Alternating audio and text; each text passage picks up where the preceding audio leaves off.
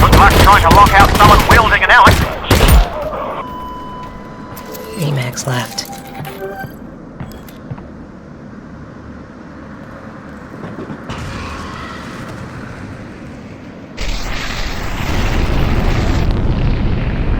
Emergence from the zoo gave us an opportunity to present players with a dramatic vista and to show them how much progress they had made in the journey to the vault. This was challenging because the vault's position in the world was already determined to be above the parking garage, which the player would reach at the end of the map. But placing the vault correctly in support of that location left the vault looking too distant to create the dramatic view we wanted here. We also intended to portray the cutting of the vault's power cables by the Vortigauns at this point, but having this take place at such a distant location was unclear and confused playtesters. The solution was to move everything closer. The vault looked more imposing looming above the player, and the effects of the Vortigauns' cable cutting efforts were much clearer.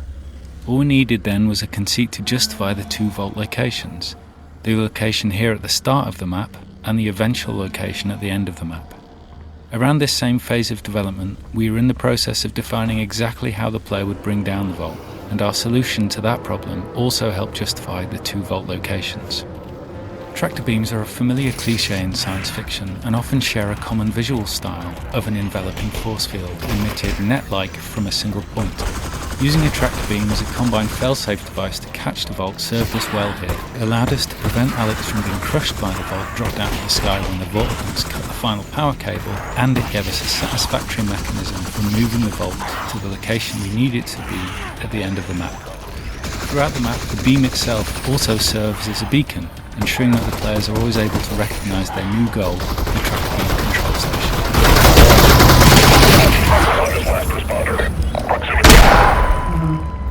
I'm thrilled you caught that. The final twist of the game presented quite a few storytelling challenges for the writers. The game is long, much longer than a movie, and the surprise reveal of the G-Man at the end felt almost impossible to sustain over the entire experience. Everyone on the team assumed that through basic deduction, most players are going to figure it out along the way. So the solution, like in most good stories, was to just add more stuff, more details, more questions, and more nooks and crannies to the plot. The writers quickly realized that there was one big distracting name, Gordon Freeman, that would pull the players' attention away from any theories they may be cooking up on their own. We then realized that we could use the absence of the G-Man in the story, in the eerie parallels between the G-Man and Gordon's experiences at Black Mesa, to redirect player attention and propel the story towards the final act. If the player thought they had uncovered a new mission to save Gordon Freeman from stasis, then the twist at the end could be secure. To pull it off, the writers created a new, mysterious character, a scientist collaborating with the Combine. This addition came late in the project, so the writers relied on another tried-and-true tact. Base the character on an actor we're fond of, and then do our absolute best to cast and record with that person. The chosen actor had struck a particular tone with the writers. She has an easy, in-command confidence, and a smooth Southern Missouri drawl. This not only sets her apart from the other characters in the Half-Life universe, but makes the character easy to hear on the page, which is incredibly important when time is short at the end of the project. And once she was in the studio, her pitch-perfect performance assured us that we'd made the correct decision. Of course, then the scene still had to be built. Level designers figured out what existing chunk of level track could be bumped out to fit the scene. The area we chose previously held some barnacles and a few light puzzle elements, which the designers weren't upset to lose. The level track had to be altered to funnel you into a place where the scene could unfold and the player could eavesdrop without getting a good look at the character. This served two purposes. One was that it would benefit the mystery for the scene to feel furtive and for the identity of the character to remain secret. But also, we could shroud the performance and the intricate facial animation necessary to bring a character to life, all in shadow, for the animators and the choreographers. Like in a lot of cases, not doing the work was the correct thing for both the story and our tight shipping schedule.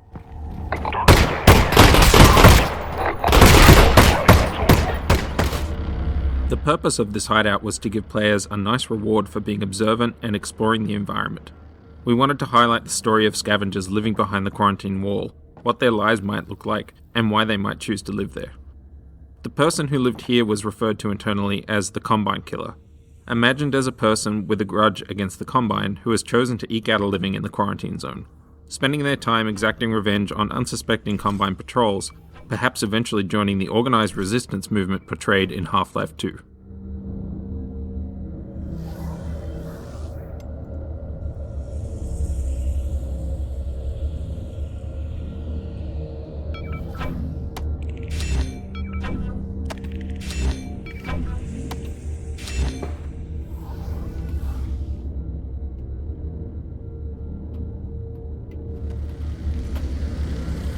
In recent years, video game streaming has become one of the main ways that players engage with the culture of games, and this is even more true for VR titles, where players who do not have VR equipment want to participate. To address this audience, we created a spectator HUD, which displays the VR player's health, ammunition, resin, and the contents of their wrist pockets. This information is overlaid on the 3D scene in the desktop window, and lets viewers track the state of the player's resources, without having to rely on the player to look at their wrist or open up a menu. The Spectator HUD started off as a tool used by the development team to display resources, as well as the state of controller buttons and other diagnostic information. An interesting side effect of this HUD was that it made playtests way more exciting to watch, because we as an audience had information the player wasn't necessarily aware of. For example, playtest observers might realize that a player had barely survived an encounter when the players themselves had never even checked their health. We even saw cases where players killed an enemy with their very last bullet without realizing it themselves. The highs and lows we felt watching our own playtests were something that we wanted to share with the streaming audience, and it's been exciting to see streamers using it in the wild.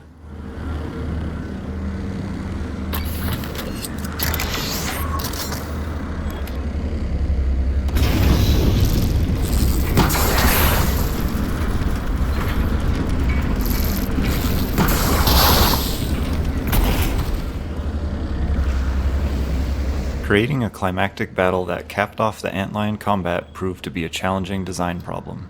We wanted to create a sustained combat experience that was substantial enough to challenge players who had refined their skills against the antlions. But simply throwing a large number of antlions at the player all at once was not a particularly engaging experience, nor was it compatible with our established combat balancing.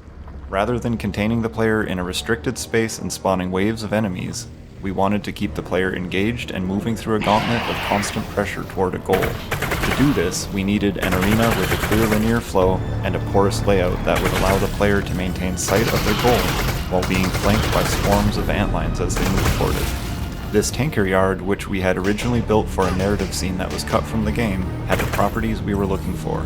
The long tanker cars lead toward the intended direction of travel, and their positioning requires the player to pay careful attention to their sides and rear as they advance. The Combine Tractor Beam Tower is framed at the end of the tracks, providing a clear goal for the player. The placement of the glowing red sign in the direction of the tractor beam was also a deliberate decision, a technique used by the environment artist to subconsciously pull players in the desired direction via visual contrast, even in the event that they've momentarily lost their bearings in the chaos of the battle. The pacing of the combat here was carefully balanced to leave most playtesters on the brink of being overwhelmed and feeling like they made it through by just the skin of their teeth. It took many iterations of enemy placement, ammo and item placement, and player path adjustments to achieve this balance. We ultimately settled on a design that featured a steady stream of advancing antlions, with antlion spitters placed at the far end of the space applying enough pressure to prevent players from rushing toward the goal. Combine soldiers up on the raised platforms divert player attention to the right-hand flank and provide verticality in target prioritization, adding to the sense of frenzy we sought to create.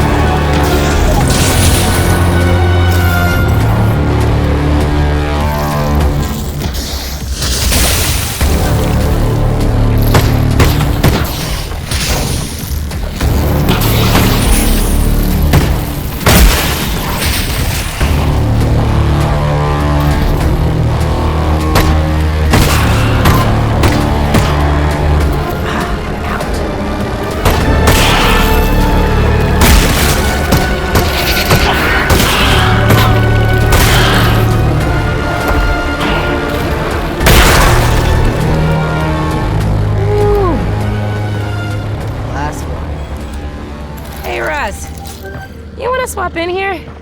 Yeah, no, I would probably die instantly. 3 left.